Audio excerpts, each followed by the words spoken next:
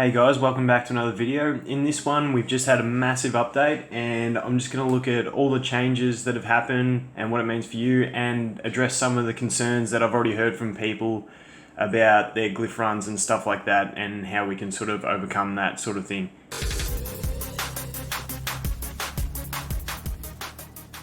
The first thing I want to look at is what happens when you open up the game now. You see this new creature detail coming out. So they've developed more creatures, and from these shadowy looks of them, they look pretty cool. I like the little I don't know what it is, sort of serpent dog type thing maybe on the left, and it looks like sort of a barbarian warrior on the right, and the guy in the middle just looks too cool. So I'm really excited for them, and I might do a big summon session when they come out to go in with the new event that's just popped up, which is this 4-star rank 4. So if you summon 150 2-stars or higher, you get a free Nat 4 basically, which is fantastic, especially for new players if you can reach that 150. So for newer players, even just start farming through the scenarios and trying to get as many of those stones as you can, because even the green ones, if you summon a 2-star, they count towards it. The next thing I want to go through is these patch notes. I'll leave the creatures till a bit later on, the changes. But the big one is the overall stat rebalance, and this is where it comes in for most people that I've been hearing, is that their glyph runs have become harder.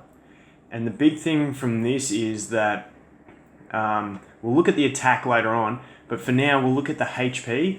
So overall base HP has been multiplied by an average of 1.3, so 30% increase. And then when we look at their defense formula change, they've made it so that we need more defense to get the same mitigation that we were before. So with this, I see a lot of people find their monsters are dying too easy to bosses on like Wrath, especially because that's where most people are at the moment. And I just wanted to have a quick look at something that I noticed has changed. So if I look at my water tree, I'll put up a video of this water tree from the new update and with the exact same glyph where he was at before. And you can see his HP has gone up a lot. It's gone up from about 2100 to about 21,000 to about 28,500. So that's with the increase of base HP. And also flat stat HP glyphs are more viable now, so they give you a greater increase. So that's something else that I'll go into in another video when I update my percentage versus flat. But don't sell those flat HPs anymore, or attacks. They could be decent now. But when I look at this water tree, you'll see that he's got a ridiculously high HP. Mine was always a low defense from when I had him because he's got 3 HP glyphs. But when I look at how he is now compared to how he was, I can remove one of those 59% maxed out HP glyphs and it will make him lose 5,596 HP. So it would end up leaving him at 22,959, which is still higher than the HP he had before the patch. And I can use that for another glyph of defense. So I think that one of the big troubles, we obviously don't know what the new number is, that they said it used to be 1100 gave you 90% mitigation. We don't know what that new number is, but on most of your monsters, I think you'll be able to find that you can remove a HP glyph and add a defense glyph, and they might be somewhere near. Even if you start using 3 defense glyphs and 1 HP, then that might be the solution. The developers, I'm pretty sure, are going to put out an event this weekend or early next week that will be a free glyph removal.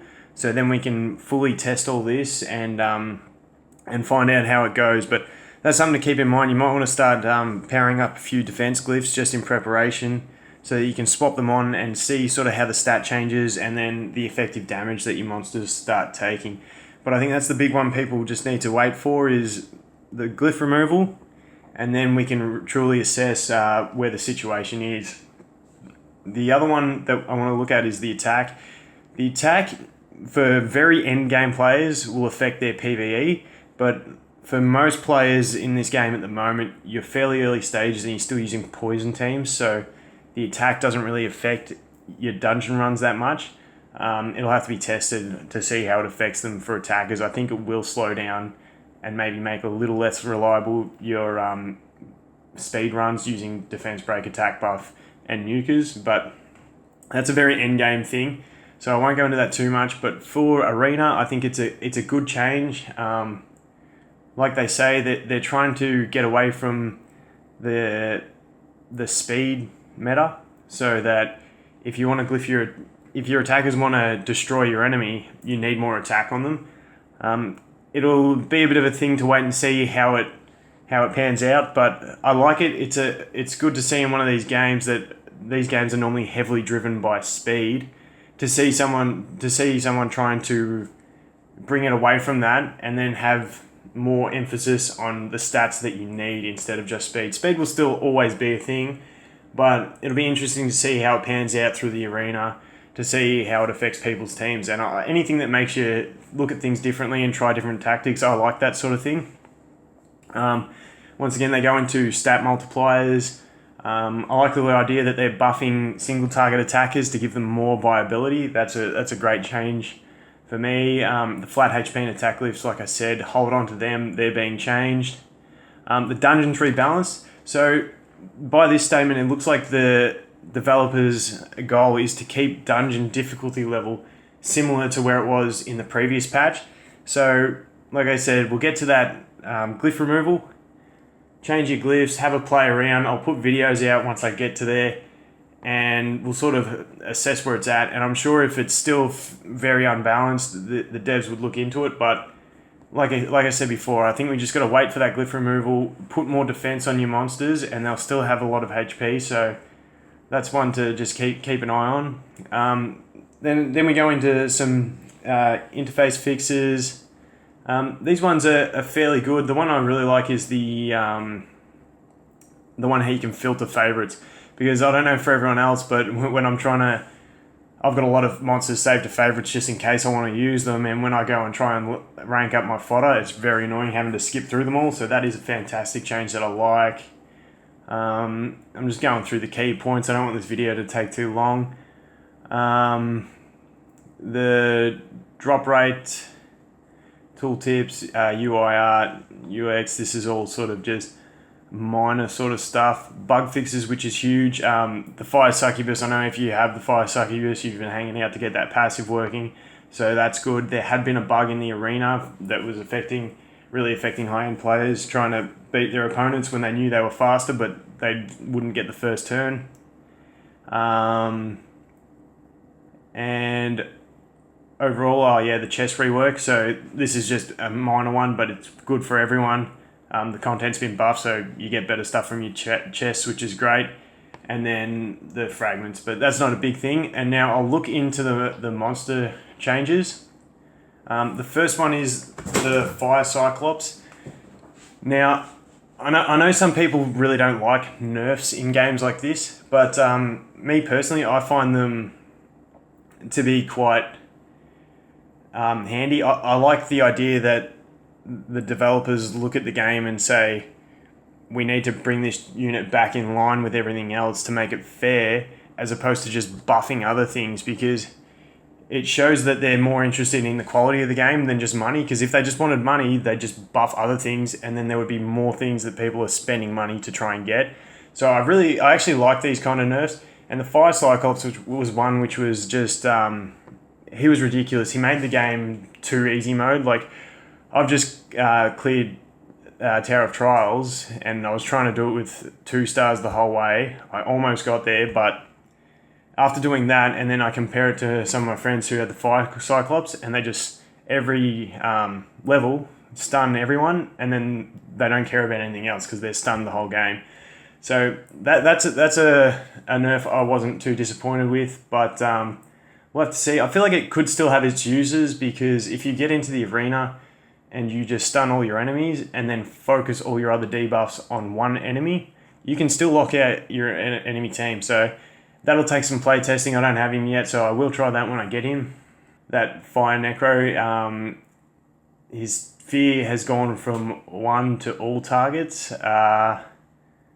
That's going to be pretty big. That's a good CC for him, and So he'll probably see a lot more use in the arena. I think he'll be better there with that full team CC. The Earth Spirit Fox. Now, this is one that I think they've done to go in line with their goal to get rid of the speed meta so much. So by reducing the attack bar fill of the Spirit Fox, it doesn't mean that you can just still glyph your attackers with attack and then just go. So you'll have to tune your Earth Fox down in speed if you want everyone to speed sync properly. So that, I think that's where that comes from, and that's not a bad change. We'll see how it plays. The Golem one is a interesting one that I'm sort of excited to build one and test it out, because reflecting 40% damage now instead of 25, it's actually a big difference. So he could see some good use in arena defense and maybe somewhere in PvE. I haven't thought of it yet, but we'll look into that. And then the final one is the Ice Knight, the Water Stone Guard. His shield has just been reduced from 15% to 10%, and I know a lot of people use him and they'll feel like that's a heavy nerf at the moment, but once again, I feel like that's due to the extra defense needed. So wait till the removal, and then I don't think that'll affect him as much, because I know with mine, I was never really losing my whole shield that often, so especially if you have him on lifesteal, I don't think it'll be the end of the world type of thing. So yeah, with all of this, a lot of the information and videos that are out there are slightly outdated now with stats and stuff like that. I did say I was going to readdress my flat versus percentage glyph video, and I'll do that when I get some time. I'm fairly busy at the moment, but then I'm also going to start a new account, a second account, just to play through it as a beginner again and follow all my tips. I'm going to make the whole 2-star team, work through it. I'll try and get to farming Wrath 10 with the whole 2-star team. And then, provided that I'm allowed to do it, I'll just do an account giveaway with that account somewhere towards, or maybe a bit after the global launch, and that'll give someone who hasn't been playing the whole time a chance to have a head start like some of us do. So that's what I'll be looking at doing, updating videos, doing the new account. I'll try and get one out a week, and I'll just compile what I'm doing into one video a week, only like a 10-minute video, just to give you a sort of play-by-play of how I progress through the game, and that hopefully help newer players as well. But yeah, that's pretty much where I'm at. The new patch, I'm really excited about it. It looks fantastic. I haven't had a chance to play with it too much, so I'll get into that after I record this video. And once again, thanks for watching, and I'll look forward to seeing you in the next video. Thanks, guys.